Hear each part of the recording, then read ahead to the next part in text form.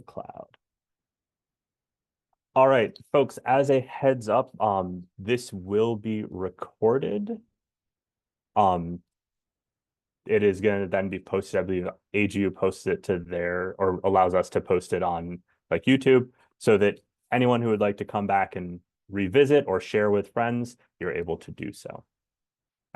So, hi folks. I hope you all are having a great summer. This is the Biogeosciences sections, Earth Science careers beyond the university. So this is a town hall for the Biogeosciences section that is focused on trying to provide a better understanding of how AGU interacts with careers that you may want to take that go beyond if you are in a university setting. I will be your moderator for today. My name is Jesse Bloom Bateman. My pronouns are they, them, he, him. And I am a faculty member at SUNY Cortland in Central New York. So I'm hoping to learn a lot of things on the way, because I'm not in any of these sectors. And then for AGU, I am the chair of the Biogeosciences sections, Diversity, Equity, and Inclusivity Committee. All right. And with us today, we have a great group of panelists, the majority of whom are on the executive committee for Biogeosciences section, or they are also have been active in volunteering and supporting the section. So how about we just go down the line as we have them, their photos, and we do some introductions. Colleen, you want to kick us off? Sure. Hi, everyone. I'm Colleen Hansel. I'm a senior scientist at Woods Hole Oceanographic Institution. My pronouns are she, her. And I also am the president of the Biogeosciences section at AGU. And I think that's it. So, oh, I guess I should say I'm a biogeoscientist, so biogeochemist. So I studied elemental cycling within the ocean, more broadly, oxygen, carbon, and trace metals. And pass it off to Stephanie. Wait, before you pass it off, sorry, Colleen. Yeah. Two more things. What sector are you representing? And if you could share out your icebreaker of your favorite ice cream, please. Oh, all right. So the sector, so Woods Hole Oceanographic Institution, or WHOI as we call it, we are a nonprofit research institution, but we are affiliated with MIT. So we have graduate students and postdocs, but no undergraduates except for summer interns. So we're primarily a research institution with some teaching. And my favorite frozen treat is peppermint stick ice cream, which apparently I need to send some to Jesse. Yes, definitely. I will. If anyone wants to send me ice cream, you can. I will happily accept it. Or any frozen treats, I will happily accept this gift. And then next up, Stephanie, please. Yeah, hello everyone. My name is Stephanie Pennington. I'm an earth scientist at Pacific Northwest National Lab. Pronouns also she, her. And let's see, I work on a variety of kind of science communication, also data management, particularly in coastal forests and also climate modeling. And I'm also the co-chair of the Biogeosciences Early Career Committee. Let's see, the sector I'm representing, I guess, is the national lab space. They're kind of a hybrid. They're not fully government, but they're kind of like a Department of Energy contractor. So I guess kind of in the federal contractor space. And my favorite ice cream is cotton candy. Thank you so much. Derek, next up, please. Hi, I'm Derek Gerson. I work for the Rocky Mountain Research Station. It's a research branch of the Forest Service. My research emphasis is obviously kind of biogeochemistry, but more specifically soil science, delving all the way from more cutting edge things about theory and process models, and then all the way into land management effects and how do we recover from disturbances and things like that. My pronouns are he, him. I'm representing, I suppose, the land management agency portion of the government. And my favorite ice cream's anything with brownie chunks in it, and bonus if you put it in a waffle cone. So thanks. Ooh, nice. Thank you. And then lastly, Gammy. Hi everyone. My name is Gami Shrestha. I'm currently a national program leader with USDA NIFA. NIFA stands for the National Institute of Food and Agriculture. It's actually my third month in this job. So I'll talk more about that later. My pronouns are she, her. It's been 14 years since I stepped away from the university, and I can share more about that. I've been in the private sector, in the nonprofit sector, in the government sector, and in the interagency sector. It's been very exciting in many ways. I have degrees in soil science, water resources, environmental systems, natural resources management, and I really like to work across sectors. So I'm very multidisciplinary and transdisciplinary, and I really like to support and lead activities in the science policy interface. I would say, I think today I'm representing the government funding sector. My current agency, USDA NIFA, is the extramural science funding agency within the US Department of Agriculture's research, education, and economics mission area. We invest in and support initiatives that ensure the long-term viability of agriculture, and we provide funding and strategic leadership for programs that ensure groundbreaking discoveries in agriculture-related sciences and technologies reaching the people who can put them into practice. Right. And my favorite ice cream, I have a lot. I never said no to a good ice cream, but lately I've been, enjoying a lot of chocolate and chocolate chip ice cream. All right. Thank you all for sharing that, your introductions and your favorite frozen treats. Although I believe all of y'all had ice cream as your favorites. As a heads up, as we're going, we have some preset questions that we're going to be covering. But if you have some questions that you would like to ask or things you'd like to chime in with, please feel free to either pop them in the chat, or if you would prefer to unmute, just raise your hand and to be called on before you unmute. We have the support of Sophie, who is going to be really keeping an eye on the chat and keeping us on track to make sure that I don't mess it up too much. All right. So we've all seen lots of panels. We've decided to have a little fun with it, structuring it somewhat like Jeopardy. So the panelists have a little more of choosing how they want to go in this conversation versus me being able to pick out and drag them along in a moderation type way.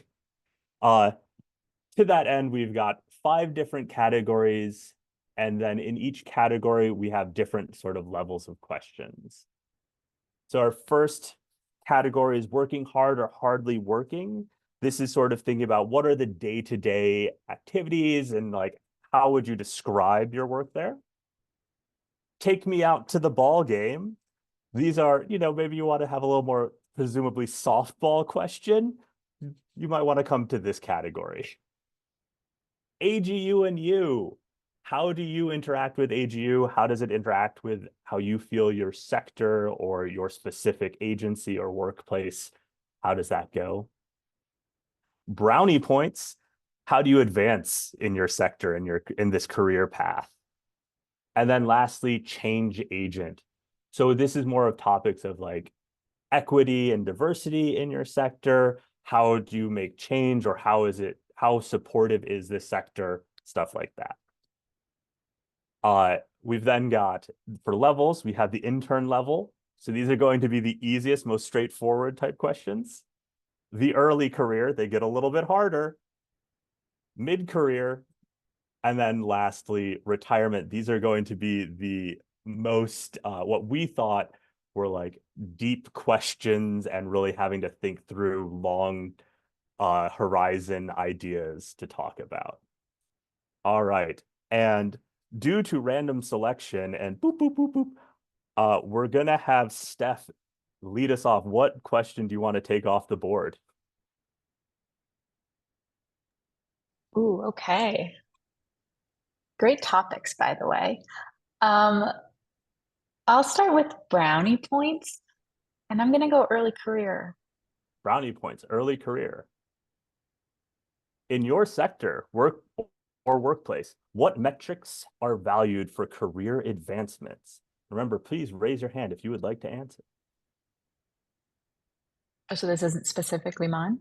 It doesn't have to be yours. If you want to take it, you can take it. I'll go ahead. All I'll right. start it off. So in the national lab space, and I'll also say that I can only speak for, I guess, my experience at PNNL, because the national labs do things slightly different, lab to lab. So at least for us in the science area, there are different levels that you can be within the earth science category or earth scientist category. And they kind of have a rubric general on these kind of different metrics they use to say each level. Some of it's networking, so like expanding your network within the lab and then outside of the lab. Writing is also one of the metrics that we have. That's a big piece of how we quantify our science and kind of an outcome of our different projects that we have. And then there's also kind of, as you go up in the levels, kind of writing. So proposals, bringing in money is kind of one of those metrics. But the levels kind of like, obviously, as they go up, they kind of increase in terms of expectations as well. Thank you. So, Mhm. Colleen, do you want to jump on that as well? Sure. Did you want multiple people to answer the same question, or? I think so. I think if it is going to be a chime in of like, yeah, it's very much the same, then we don't need to. But if you're like, oh, we have very different metrics, that would be really helpful. Yeah, so I think the one difference I would say at Hui is, we have two kind of tracks. So we have a technical track and then we have a scientific staff track. And so on the technical track sounds very similar to what Steph was talking about in terms of, progress in research and grant dollars. And then on the scientific staff track, it's actually tenured. So you're more aligned with kind of a typical academic track, but except for the fact that you don't have teaching obligations. So everything is based on your productivity and impact. The one thing that's different at Hui is we're not allowed to bring in like how much money you've actually brought in, just that you are like raising funds, but they try to keep it where that's not the reason why you get advanced because you've like brought in, $20 million grant or something. They want it to be more about impact. So on each of those sectors, it's impact, but it's just a little bit different in terms of how they evaluate the impact. So I would say it's in line a little bit with what Steph was talking about at the national labs, but then also this kind of separate part that's more tenure track. Great. Thank you both. And then Gammy or Derek, do you have other things that you'd like to chime in with? Oh, Derek? Yeah, sure. I think one of the things that's unique, we have facets of all of those pieces in my kind of land management agency role. But the other thing we have is kind of your involvement and impact with the land management section of the Forest Service. So one thing we're also graded out on is how do we actually get out and talk with the scientists that work at the district national forests and things like that. And then also the impact of the research we're doing. Is that actually being, kind of heard and taken up and applied, hopefully, at a national scale? So there's one more element there. And sometimes that's the biggest. If you're showing you're having impact within our land management agency, then you're a rising star. And in my case, I mean, it's been exactly 3 months since I started in this new role as a national program leader at USDA and IFA. But I would say in general, in these types of position, we need to demonstrate science leadership nationally, internationally, and have I would say a very positive and helpful approach to collaborating or networking, or I would say facilitating and advancing science and research. And I would say research partnerships, be it within one's own agency or across multiple agencies and or across any other types of entities. And really, in this type of role, our primary mandate is really to support the advancement of research, and to really be there for scientists and researchers who have bright ideas in any particular field that that you as a program manager or a national program leader are in charge of.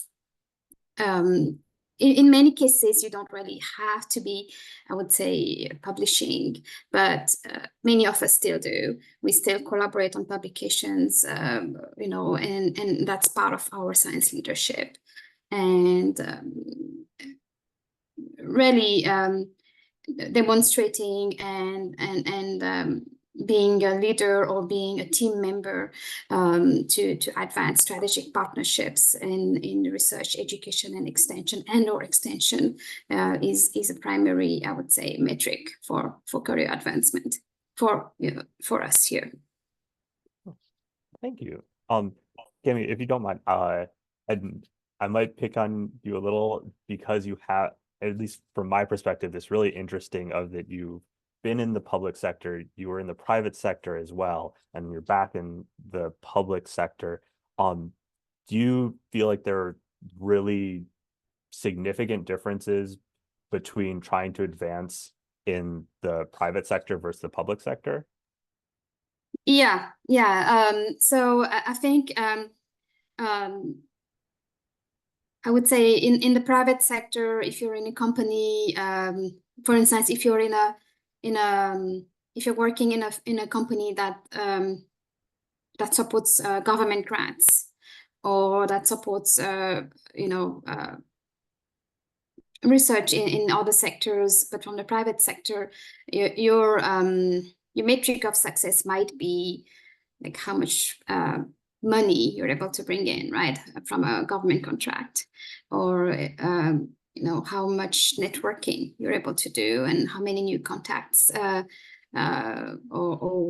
what kind of contacts you're able to I would say connect with on a regular basis to advance the mission of the company, and also advance the mission of the different entities that the company supports.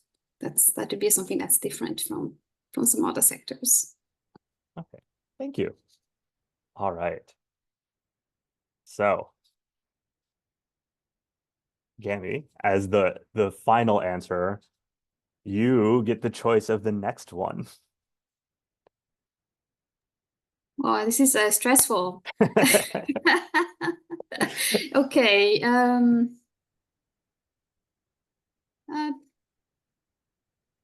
Change agent. Well, I'm not retiring, but I want to see what kind of questions you have for retirement. Do I go retirement? Okay. Yeah. Change agent retirement.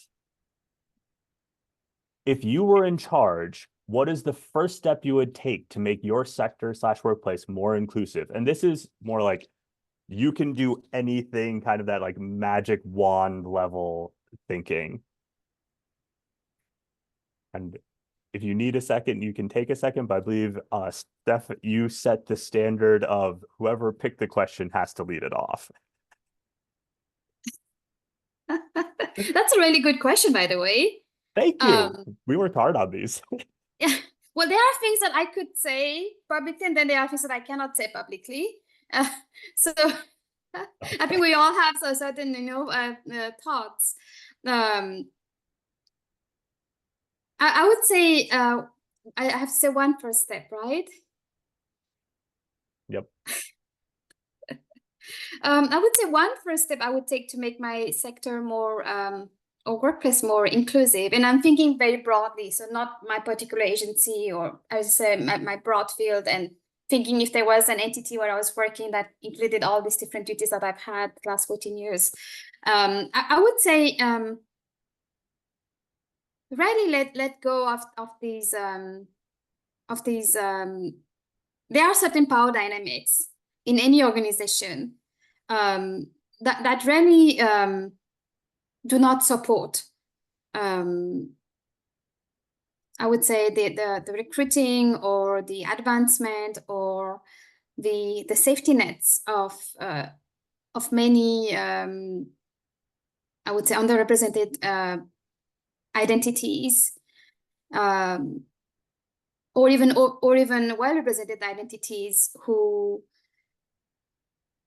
may not feel like they're being valued because of their identity. So I would say one step that I would make to make any workplace more inclusive is many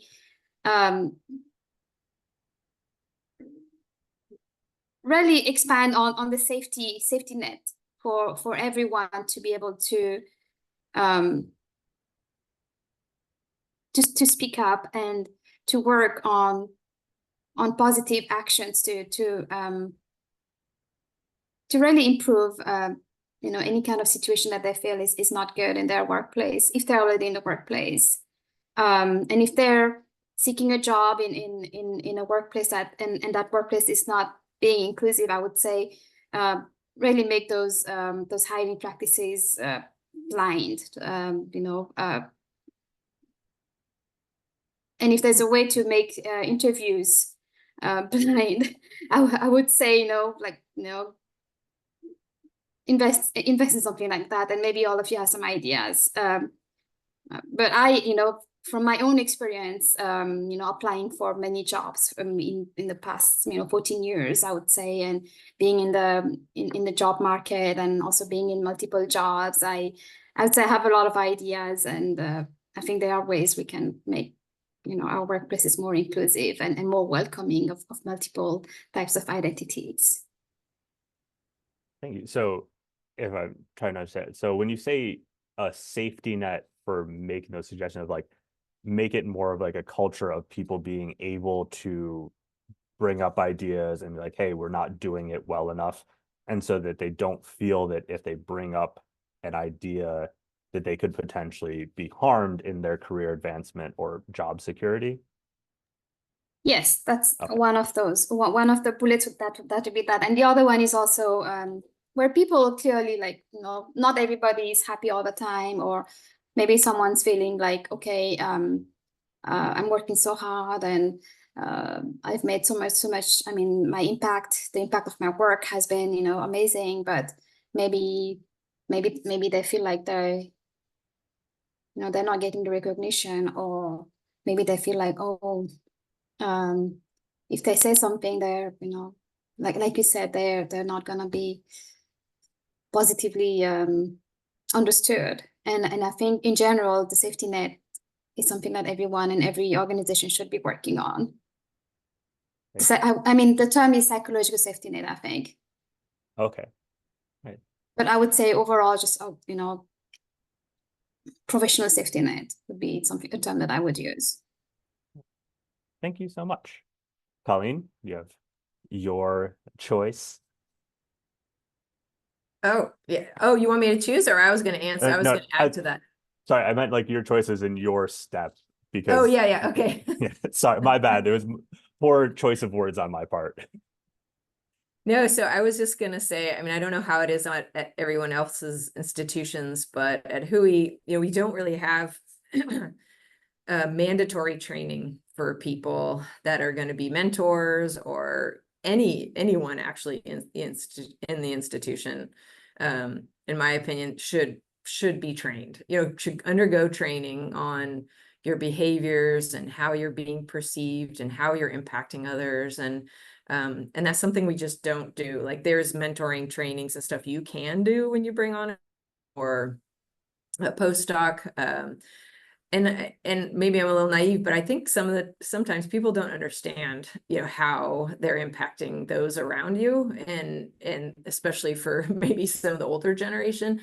And AGU has this wonderful training, that we have to do when you're on the council, and it's, more interactive, and some of the things that you come up, you're like, wow, that was a microaggression that I wouldn't have even necessarily picked up on.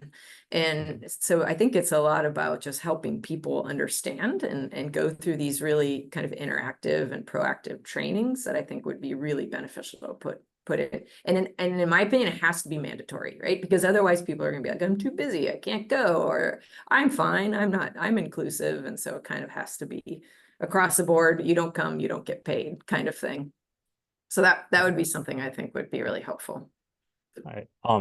If I could ask a follow-up on this one, do you Sure. think that could potentially work of moving it even earlier, so it's not once you are in the professional level, but like either in like your master's degree or PhD or postdoc level, that actually becomes part of the curriculum so that people know how to do it before they get into the positions? Absolutely. I think that would be fantastic to start. The earlier, the better, right? Mhm. Because, we all everybody, it starts your behaviors and how you treat others is so early on and ingrained in us that maybe, like I said, I don't even think that some people realize, what they're doing. Of course, some people do, but I agree, Jesse. I think like the earlier the better. If you could start in undergrad, grad school, train people early on would be wonderful. Thank you so much. Steph, I believe you are next. Maybe this wasn't an attempt to avoid having to pick another question. No.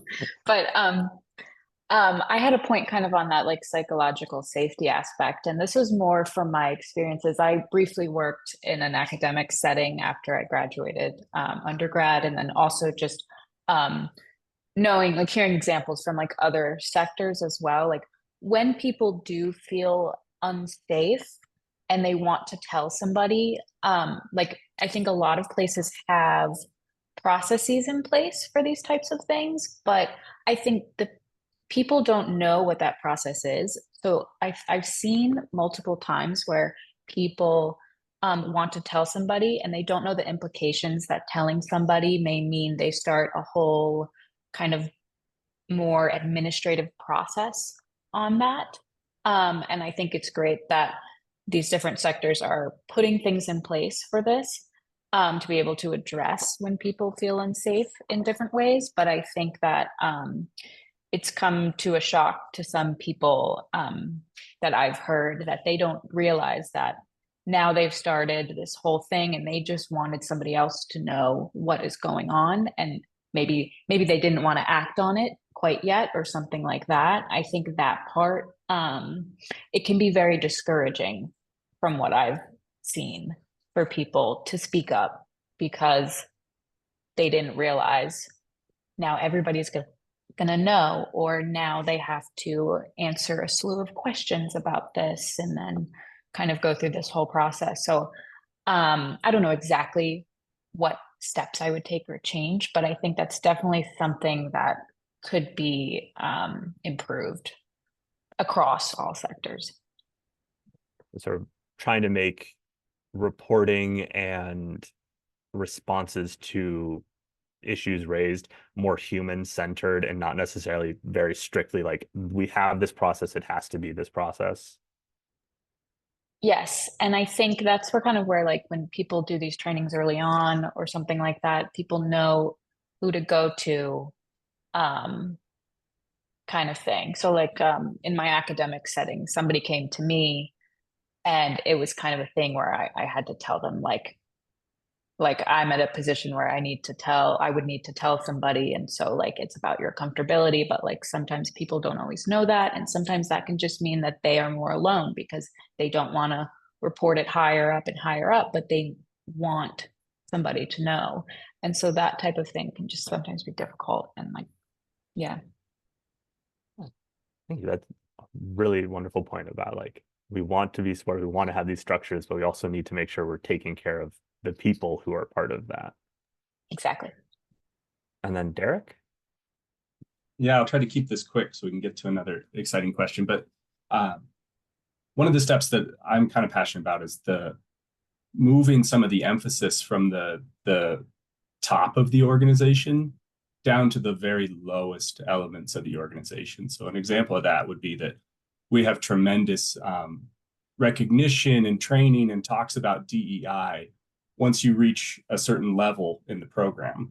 But those things fall apart, or at least receive less emphasis a lot of times for, down to the lower elements, the high school hire for summer, internship, or, what trainings those folks are receiving. And those are really the people of tomorrow. So, looking back on almost 20 years in the Forest Service, I see that now. Some of the hiring decisions that I was making as the lowliest lab manager of, hiring work studies and things like that, those people have gone on and had careers, and they're now research scientists, right? They received that leg up at that moment when they were hired. But we weren't cognizant of our choices and our biases at that level. The way I think we put emphasis on the research scientists and the directors and everything at a higher level that's more visible, right? But it's having a generational effect that we're not transferring that all the way through the organization. So it's one of my pet peeves. So it sounds like, from, if I were to collect all of yours together, it would be improved education and awareness from the top to the bottom, and then also making sure that the structures are more human-centered and we have the safeguards and processes, but making sure we still are centering our individual people in them. Those are wonderful changes that would be great to see made. And I'm sure that all of our large agencies would be able to make them. All right, Derek, you are up. Sure. Let's go working hard or hardly working in the mid-career level. What does your typical day-to-day look like? I guess I'll continue the tradition of being the first to answer. My day-to-day is extremely diverse. That's what I would say about working for a land management agency. I could do anything from field work to conducting field tours, to serving on expert witnesses for the Department of Justice, to writing papers, to being in the lab. It's one of the reasons I love this job. I think your day-to-day can take you anywhere. And a lot of times the scientists in my agency can kind of push themselves in one of those directions. So some people really spend a lot of time in the field. Some people really spend a lot of time working closely with managers, things like that. You're a little bit able to pick and choose, or you can be like me and you just kind of want the full plate of everything. So I would say that, my throughout the course of the year, I do a lot of different things. And for some folks, that can be very overwhelming, but for others, it can be very freeing that you have great diversity in your job. It's not 9 to 5 in an office and teaching here and there. It's, travel, it's, presenting, it's writing, it's everything. So a very diverse type of scientific work. Right. I guess I have a follow-up on that I should have included in the original question of, like, do you have sort of seasonality to that diversity, or is it pretty that diverse all the time? Because I can imagine. Don't do a lot of field research in the winter. So that's different for other folks. But I think there's always, tends to be seasonality to field research for a lot of us. I would say there's also some seasonality to presentations. So a lot of the major conferences are geared towards the fall, leading up to Christmas. And that tends to, when you have a big enough network and enough students and enough going on, that really turns into presentation season. But it's also a great time to round out things you've been working on. So yes, absolutely. There's a seasonality to it that you can kind of expect. But there's others who maybe don't fall into those bins quite as much if you're a modeler per se or something like that, where your day-to-day could be a lot more even. Great, thank you. Would any of our other panelists like to hop on, or do you feel like it's pretty similar across your boards?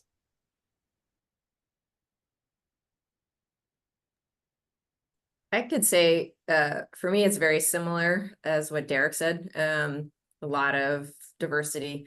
The one thing that's a little different is, we do also go to sea. So, we'll be gone for anywhere from a week to 3 months at a time, depending on where you're doing your research. If it's, at Antarctica, then you're gone for really long extended periods.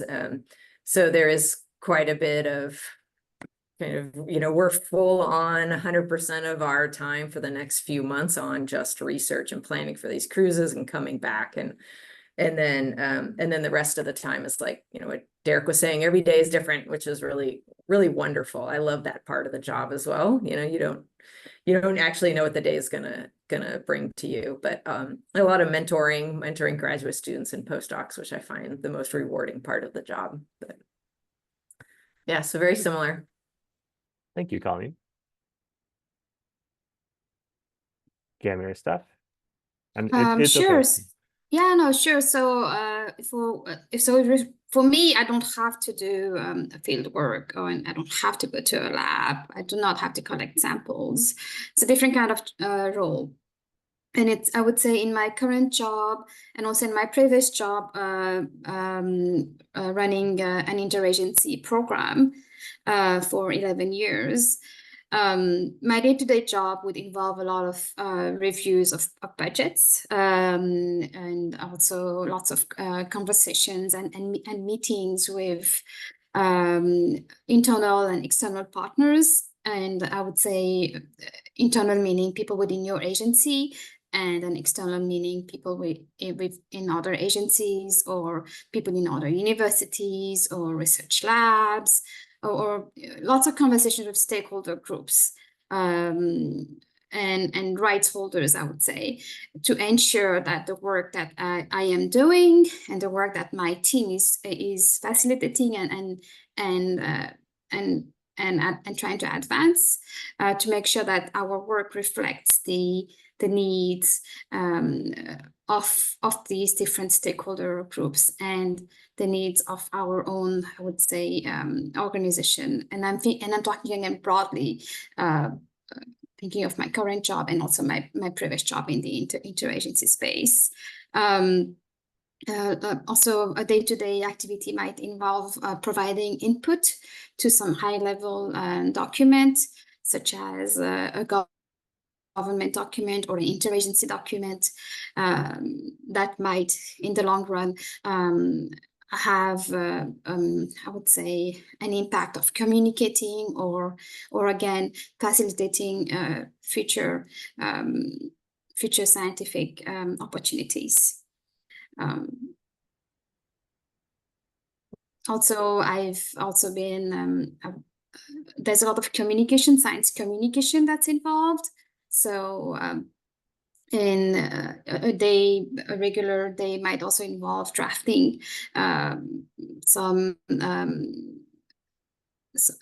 text that summarizes groundbreaking research or groundbreaking partnerships, and then working with the communications team to ensure that these I would say these findings or these ideas have a broad audience and can also influence future work in these related areas. Right. So it sounds like, at least from what was shared, that Colleen and Gammy, you're both, much more of your typical days have a lot of oftentimes have a lot of logistics work. Derek, would you say yours as well, or? Yeah, I think there's a lot of I call it juggling. And I think different scientists in the agency juggle different sorts of things. So speaking beyond just myself, like I think there are some people that juggle a lot of logistics all the time. I think there are others that juggle more of a writing load to try to get things out in terms of informational communications pieces as well as journal articles. So yeah, it certainly can be a lot of logistics. Okay, thank you. And then, Steph, would you like to add, or you don't need to if you don't want to? Sure, yeah. Mine is pretty similar to Derek and Colleen's. I also do field work for one of my projects. So there is, like Derek said, kind of the seasonality, but also it's a big mix. And it's also a big mix depending on what project you're on. So PNNL has different projects. That's kind of where you split your time. And so some people travel internationally to give presentations. Some people do field work, some people do lab work. So it can be very diverse. And I think that's kind of the fun part at PNNL, is that you can work on different projects that can be quite different in topic. Thank you. Gammy? Yeah, so one of the key things that I forgot to mention in my current role, we run review panels, and that's a key activity where people will submit research proposals to us, and then we have to select reviewers, and then we'll run the panels. And it's also a call for everyone on this webinar to submit their interest to serve as a reviewer. So I'll put a link in the chat, so just before I forget. Thank you. We have a follow-up question from the audience from Wu. So related to this, I'm interested to ask the panelists, how much of your work time do you devote to primary research, like data analysis, reading, writing, versus more research management? So how much are you actually getting your hands dirty versus managing other people getting their hands dirty?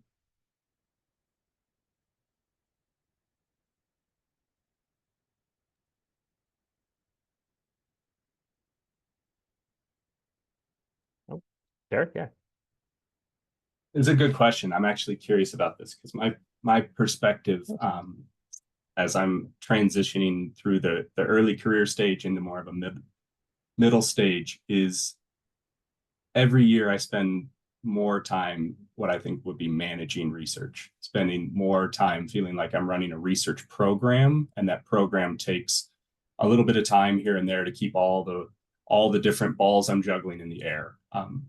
And as the program gets bigger, there's more time going into that management stage. So I guess I would like to pass this to Colleen and see if that continues, or if at some point you reach a point in your career where it levels out or you push back on that a little bit. Do you want me to jump in, or Steph, did you want to go first? But why don't you go ahead, since that's a natural continuation. Okay. Yeah, so Derek, I hate to tell you that I feel like more and more as you continue advancing, like you get less and less, it's you in the field, and more you managing your students. But I always ask them to come in as often as possible and show me data so I can live vicariously through them. Right.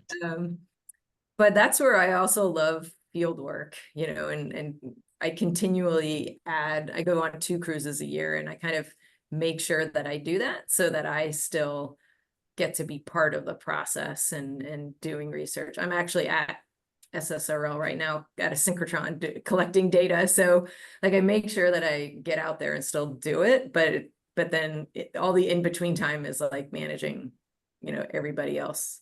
Yeah. So that's my take. Yeah. Thank you, Colleen. And Steph, you want to chime in?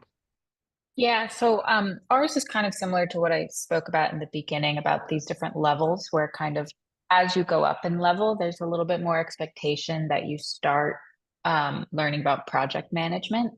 And so that definitely kind of that proportion does change as you increase in your career. But I would say that like almost everybody has a foot in the research, and like up to our management positions, at least within, I'm part of a satellite campus off of PNNL.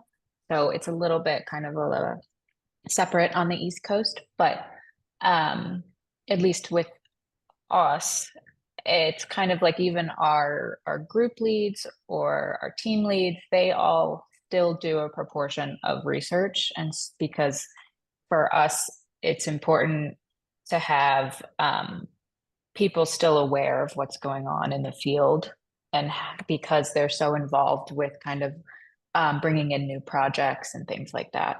So the proportion definitely changes, but people still do. Thank you. All right. And then Cami, because I think you sort of answered that question with your earlier bit of that yours is all project management / review. Yeah. So my job is all, it's primarily, I would say, research management, reviews, lots of communication. I do organize, a lot of public engagement activities that are part of my job, and also that are part of my primary research interests. So as I said earlier, my previous job was as the director of the Interagency U.S. Carbon Cycle Science Program Office.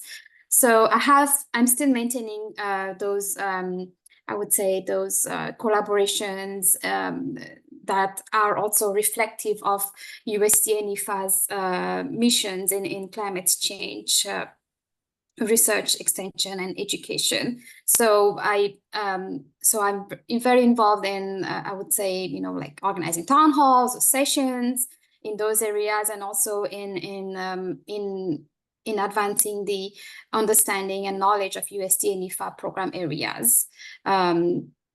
So for instance, right now we're doing several technical webinars for aimed to with the goal of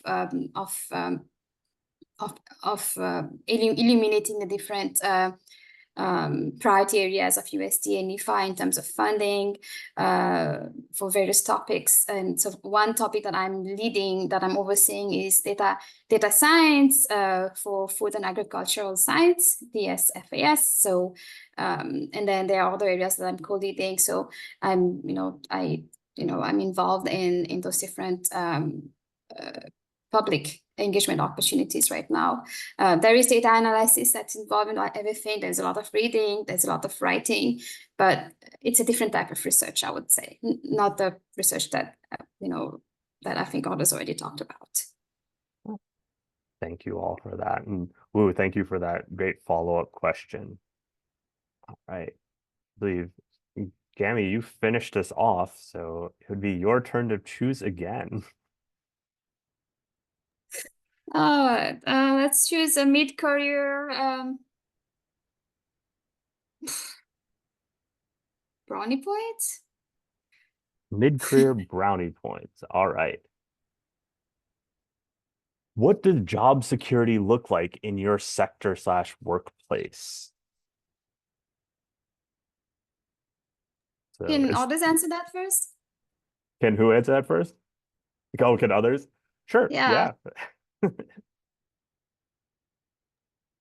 can Who'd like start. All right, yeah, Steph. I'll say that my sector is very broad in terms of federal contracting. So I have a feeling this varies very widely in that sector, at least for the way that our national lab is set up. As I just mentioned, it's kind of project based. So you have time coverage during the year, and your projects kind of take up a different proportion of that. And again, this is only my experience, so I don't know if this is entirely correct, but my understanding is if there's a gap in your time, you kind of network within the lab and find out where you can work on different projects to kind of fill up your time. So each year, towards the end of the fiscal year, you kind of work with your manager, which is what we call team leads, and to make sure you're covered for the next year. So I've always felt very secure in that sense, that it's kind of just a matter of what I work on and not whether I work on anything. Okay. And Steph, for yours, I guess I have two sort of follow-ups for your specific, or for everyone. Is it more soft money or hard money?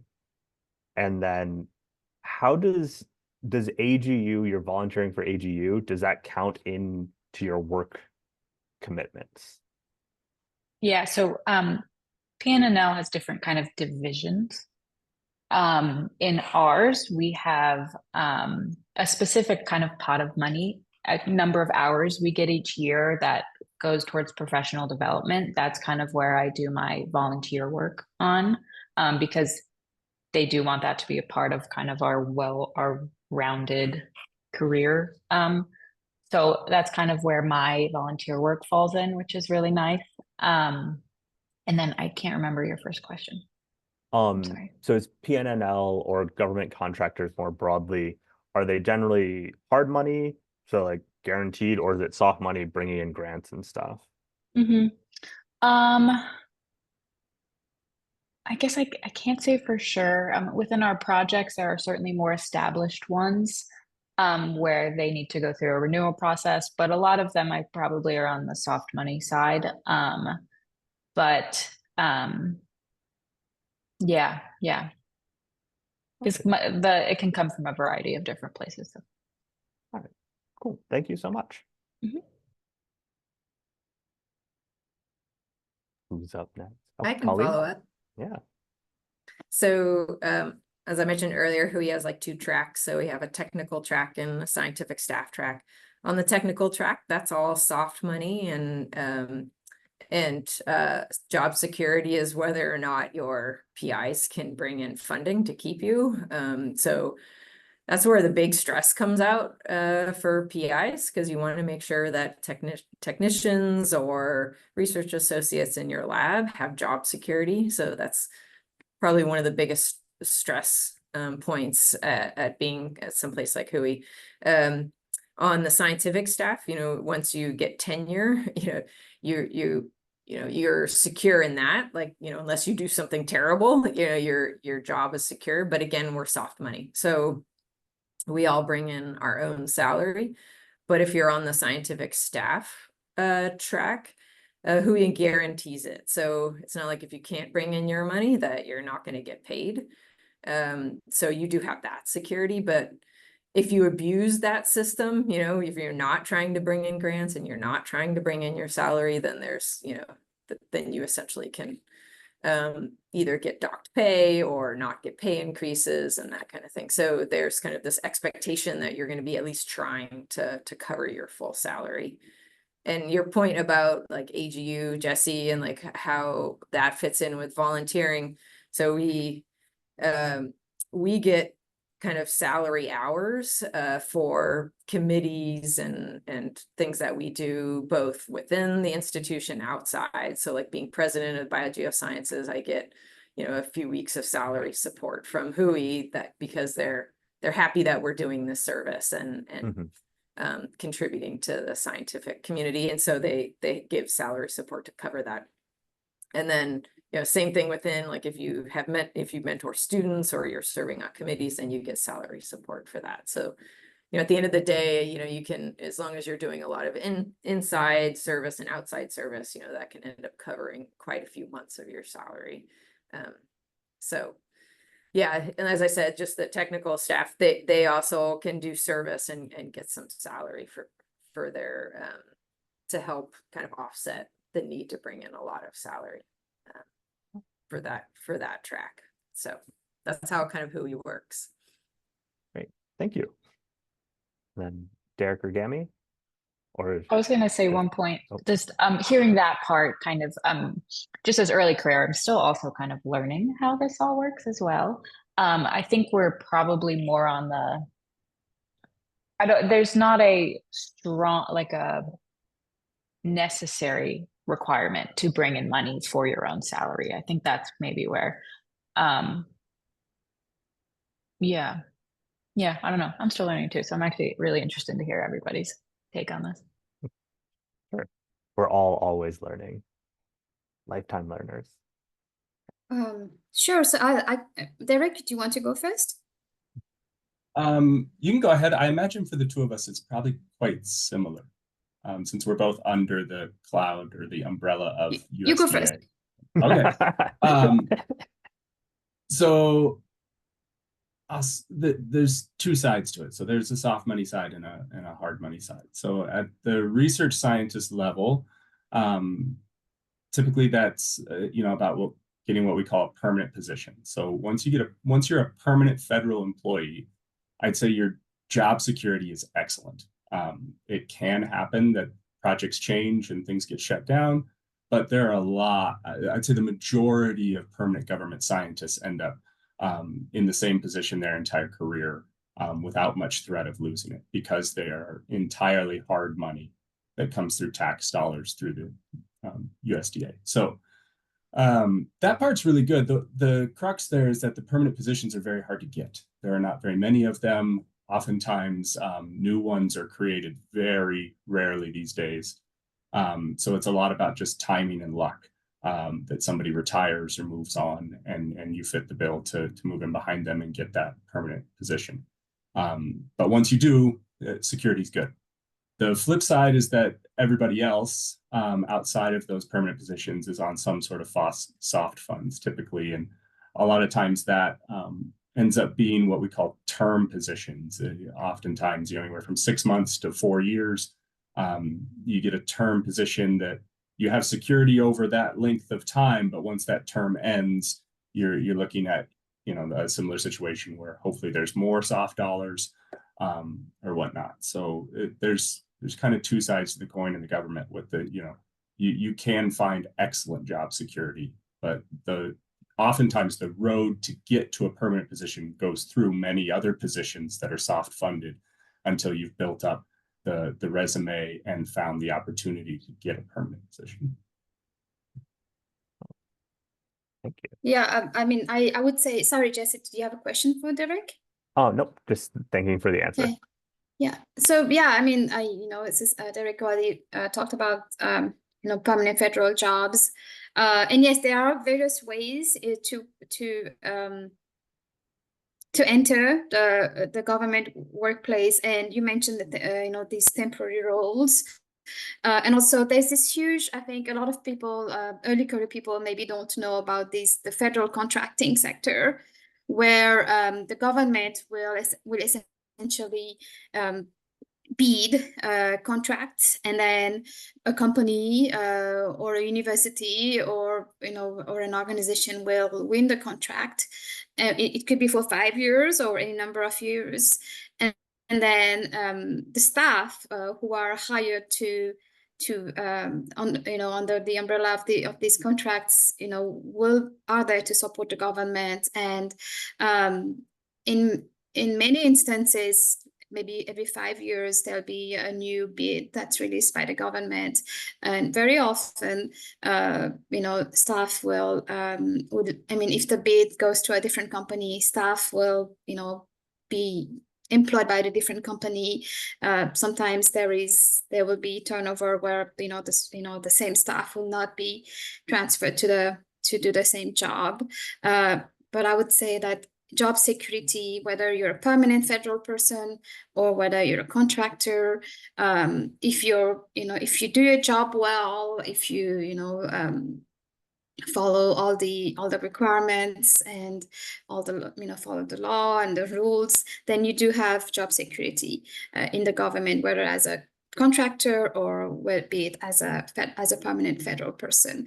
And then there are other ways to get into the government. It could be through a detail or an IPA, which I think many people don't know about. And those can be temporary, maybe 6 months to maybe 2, 3, 4 years. You'll see people renewing these details within the given rules of an agency. And I would explore people to explore those options also. And then there are the politically appointed government people. And again, those are dependent on the administration. And, when there's a different administration, they will move on to a different role. But any of these jobs that people people hold in government, these are very useful. They're in high demand in the non-government sector also. So if you choose to work for the government, and then for some reason, if you don't like it, or if something happens, there are options outside of the government, and people are always in very high demand. Thank you. And Derek, do you have a follow-up? Or Yeah, I really just I wanted to, given the audience and the nature of this panel, I wanted to mention the Government Pathways Program. Is something worth looking up if you're a graduate student or expect to be returning for another degree. The Pathways Program will hire you into a training of sorts, which really most of the time includes getting a master's or a PhD, with the guarantee of a permanent federal position at the end of it.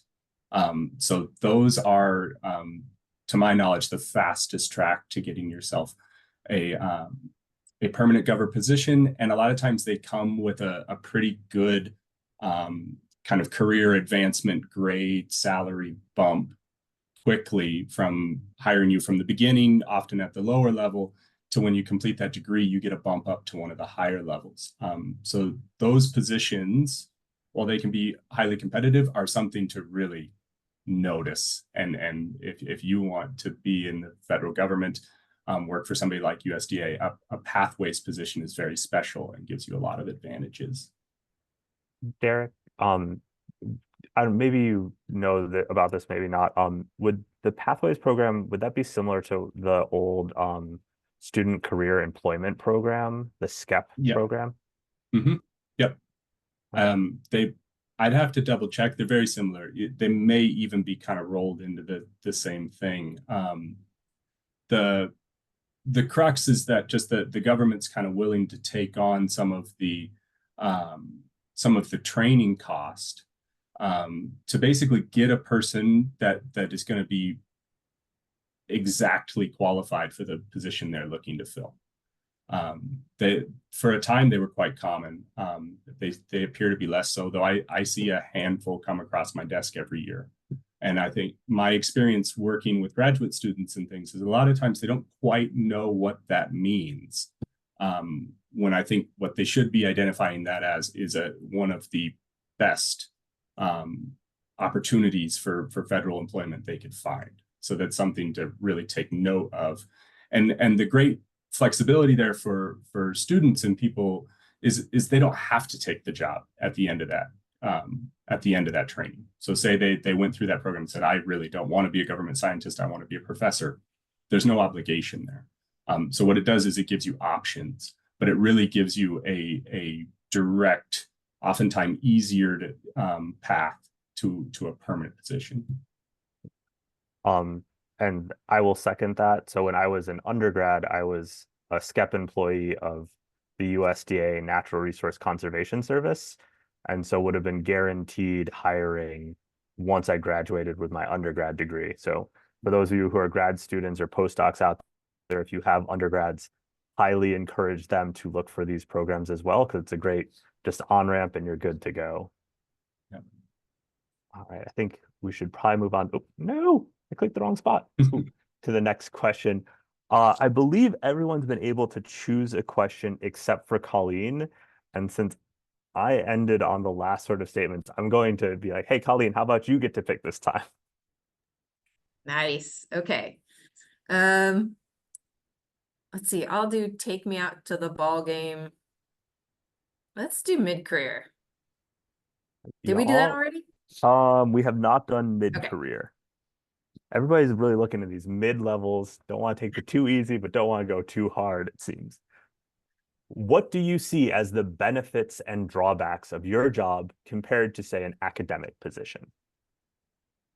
So think of like thoughts compared to a university position. Should I start? Steph set the standard, and I believe you've all followed up on it.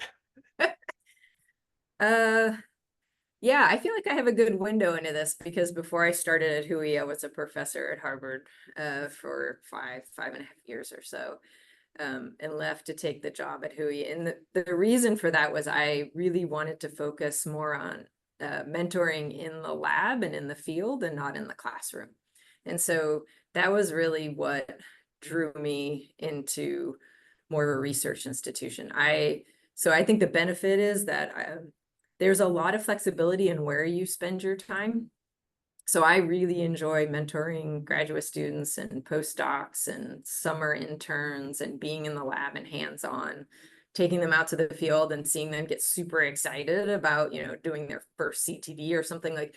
So I really enjoy that part, as opposed to, I didn't personally enjoy standing in a classroom and teaching. And so that allowed me to really focus on something that I really enjoyed, and the type of mentoring and teaching I wanted to do. I would say the drawback is that I feel like there's a little bit more of chasing money, I guess I would say, because we don't have TA assistantships for students. If I want to build my lab group up larger, it has to come from grants. And so there's a lot of, writing more grants than I used to. And then and because of that, a lot of the labs at Hui are rather small, so we typically don't have big gigantic labs, so some people it's just them and maybe a postdoc or a technician. Some labs get a little bigger. Mine's on the bigger side. I have 4 graduate students and 2 postdocs and 2 technicians, and that's considered very large. And so, but that means I have to write a lot of grants to keep that group going. So I would say that's the main drawback for me, is this whole chasing money thing. And as we all know, it's getting harder and harder with funding rates going down, or funding percentages going down. So yeah, but to me personally, that those drawbacks outweigh or don't outweigh the benefits. So the benefits are to me worth it to write a lot of grants.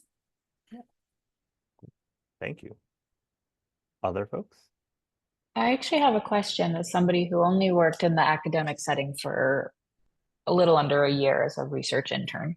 So what kind of flexibility do you have to work on different things? Is it specific to kind of like the process of you bring in the money and this is what you solely work on? Do you have multiple things going on at the same time, like kind of in addition to the teaching aspect?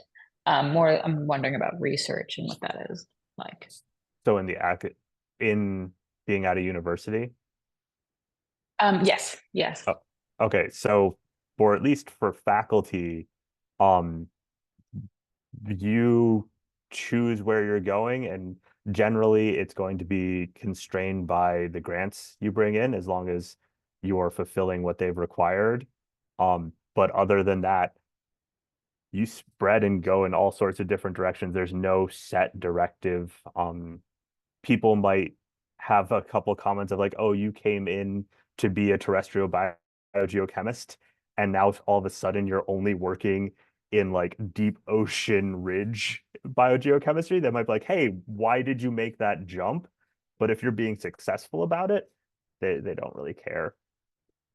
Is it something like you get a grant, you have money to do a specific thing, and you just focus on that research aspect, or are you working on multiple projects at the same time? I'm trying to see that the difference between the national lab where I work on multiple projects at once versus what the Yeah. academic is like.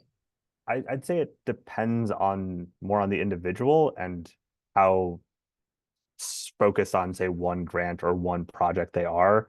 I currently have just finished up 2 real small grants that were very disparate and tied into other things. So I was working on different projects at the same time. Yeah. And then Colleen and Gamma, you were in academia for a bit before you went into the public sector, right? Maybe it's the 2 of you. Me? Yeah. I actually at the end of at the end of my PhD, my story, if anyone's interested, is towards the end of my PhD, I decided I'm not going to do a postdoc. I'm going to step. I knew I was going to step away from academia, so I applied for a fellowship at the National Academies of Sciences, Engineering and Medicine, and it's called the Christine Mizan Fellowship. And so that's really what I did, and that was, sort of my bridge to the science policy world. So, but and my reason, and I'm glad, 14 years later, I would say the primary benefits compared to the jobs that I've had away from academia, would be for my, I mean, it depends on your personality and really what drives you.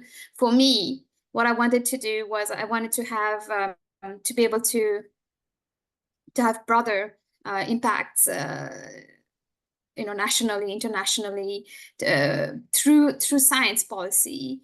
I wanted to sort of be a connector among different disciplines to drive change in societies. That was my motivator, and I felt like, I mean, even though I really enjoyed my the topic that I was investigating in the carbon cycle science and climate change research sectors, I felt like my impact would be better outside of academia. And so I wanted to step away from the lab and the classroom and the field and the traditional field work. And so my benefit, I would say my primary benefit is, would be,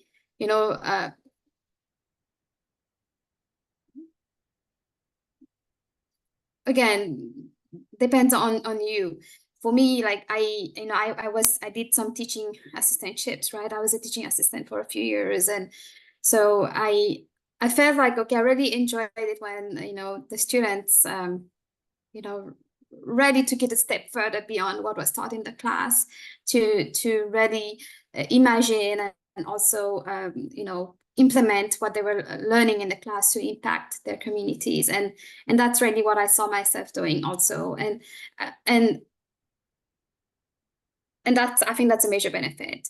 And the drawback, I would say, is often that, again, being outside of academia, I think sometimes there can be perceptions about what you do or what you don't do, and sometimes there are misconceptions, and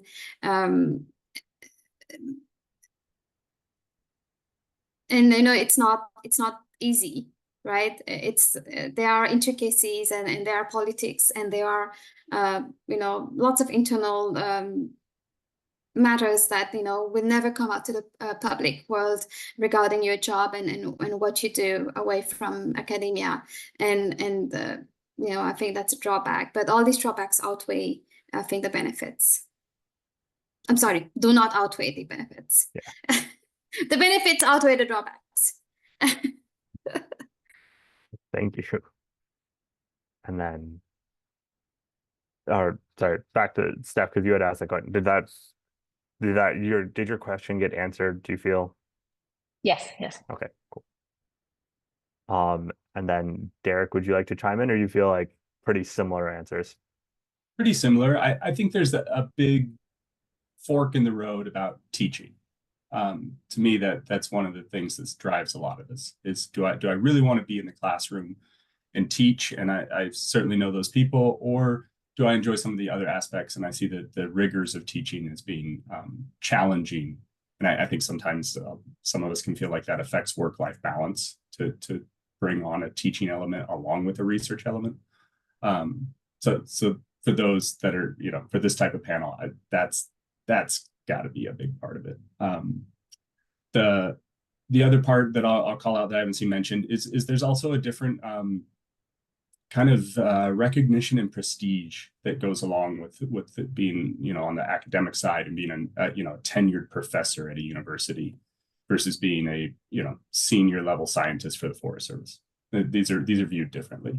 And that can be challenging if you're looking for a science career where you want to be in the upper echelon of theory and pushing the cutting edge of your field. Doing that from a land management agency can be challenging. We are very much allowed to. That can be part of our job, and it's rewarded if you do so. But building that network and gaining those invitations can be more challenging from a federal agency than it is if you are the new professor at Yale or something like that, right? So there are differences to think through when you choose a career path. Thank you all. So we're getting close to the end. I had a final Jeopardy question, but I think I'm going to change it up. And if I make sure it's right, because I think this one might touch on, so how could AGU better support individuals who want careers in your sector? I feel like this also acts as a pretty good sort of last sort of question as we're coming towards the end. And since I was the one who selected it, I guess anyone can decide to go first.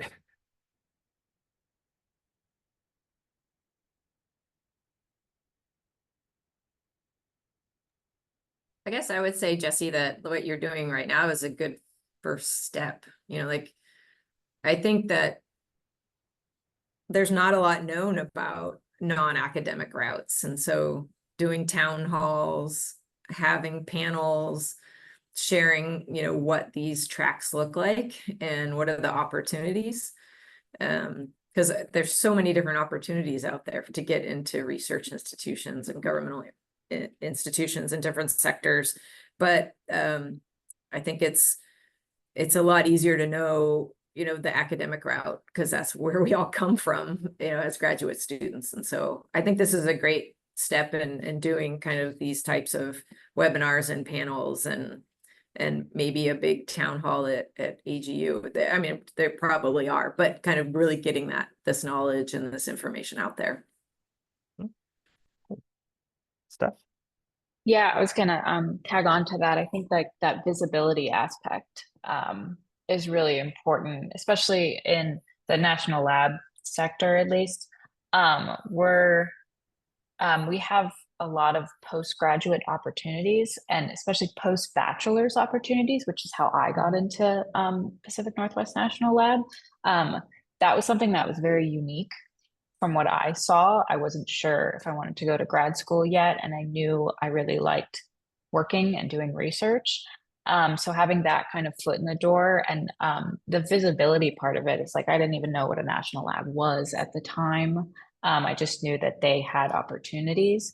I think that's where, yeah, like things like this, where people can talk about it and learn about all these different sectors, because they are all kind of different, and the way that you get a job there, for example, is all different. So I think that's great. And also giving them opportunities kind of like during AGU. I know we have the OSPA, so like the student presentation awards and things like that. But also for those kind of early career, those first few years of working and getting their visibility in their network. Derek? Yeah, so this is somewhat going to echo my comment at the beginning of this about kind of that focusing on the early career, before careers even start, really. Working for a land management agency, as I talked about with those permanent positions, is very competitive. I'd say just as much or more so than academic positions. And what a lot of people don't expect is that the tiebreakers in those often go to folks who have been part of the agency before for a long time. So my example is getting to where I am today. I started working for the Forest Service when I was 15. So, that experience and building through that process is what gave me an edge in getting this position. And that's something that if you're an early career folk, as we talk about in AGU, a lot of times that means like, PhD about to graduate to postdoc, right? And a focus on getting into this career path sometimes, especially land management agencies, is starting at the undergraduate to early graduate student level, and getting your foot in the door and understanding the job and the different facets of it, from that point forward. And the kind of resume you build in that process is a lot of times what it takes to compete for these, positions like my own. So I think AGU, I know it's an emphasis. It's funny, you're asking a lot of people here who have been on the executive committee for a long time. So we are trying to do these things. Reaching those younger groups, those early career folks, is really important to setting people on these career paths. So that's something that, a lot of early graduate students feel daunted by AGU. I'd love us seeing more emphasis and contact on undergraduates, right? Like that's where some of these careers take shape and begin. Thank you. Yeah, well, I echo everyone's points, and I would say AGU has come a long way. From my experience, I started attending about 20 years ago, and I was totally lost. In my first meeting, and I found the meetings, it was not useful at all. Just went, presented my work, but now I think we have a BDI committee. We have a number of activities to really encourage early career people in more than one way. And I would say for individuals who want careers in my sector, and I'm talking very broadly, I would say government, interagency, or any kind of science policy sector. As Derek said, just start early. Like don't wait for someone to tell you, give you a special message. Just be proactive, talk to people, and apply for the fellowships, apply for the internships. There's no good time. If you're interested in these kinds of roles, just do it. And also volunteer your time for different committees, different and I would say, for how can AGU better support? AGU really, doing great, but really creating and opening up more opportunities for early career people from all kinds of backgrounds to be involved in leadership activities early on, would be great. Many students are fortunate, and postdocs, many early career people are fortunate to have very supportive mentors or very supportive advisors, but many of them may be in a large lab, or or maybe they have an absent supervisor or advisor, and they're left to fend for themselves. And really, I think AGU could improve in communicating the different opportunities out there. How many people know about the Pathways internships? How many people know about the other fellowships that people can apply for, or how many people know that, hey, if you serve on a leadership panel, or if you serve on a review proposal panel, this is going to improve your exposure to the different people who may be on the hiring committees for the job that you want in the future. Not many people know that. And I hope this webinar, maybe, once it's in the public, right? I hope people watch it and know that they can do this. And I would really encourage AGU to really open up these opportunities and really communicate these opportunities better to its wider membership. Thank you all. It's great ideas, like better support, providing those opportunities, hopefully provided opportunities with some form of financial support, because our students and our early career are the ones that are most financially vulnerable. Like, to Colleen and Steph's point of having these webinars and informational portions, I want to thank the four of you all for coming on and sharing your perspectives, what it's been like for you, and also making a second plug for folks who are interested in more specific. So instead of, this is more like talking across all of these sectors, having more specific of like federal civil service sector. So there, I believe we have USDA, USGS, and a NASA civil service scientist who are going to be coming, right? So that they're all talking about the civil service sector, and then giving some time where you can ask specifically about their agencies as well. In September, we're doing federal contractors, which I believe is going to be NASA, NASA Neon, and one other. Don't remember. We have NGOs in October and research centers. And then in November, we're going to finish it off with some folks coming in from the private sector. And there we're going from like someone who works on climate work for Bayer to a person who's currently working for Bank of America. So real broad array of pathways that folks are going through. Thank you again, panelists, for coming and for sharing everything, sharing all of your viewpoints and your ideas, and your hopefully everyone here is able to take something away new. For attendees, I have a request if you would be so kind. Just post it in the chat, a link to a follow-up survey. If you would be so kind as to fill that survey so it can help us better understand how the workshops are helping people, things that we could potentially do better, that would be greatly appreciated. And if you're interested in our upcoming workshops, please use that QR code to sign up for the mailing list for when we have everything set for the finalized dates and times. Panelists, do you have any like last things that you would like to share, or I guess we're oh no, we're 2 minutes over time. I went too long. Thank you, Jesse, and everyone who organized this event.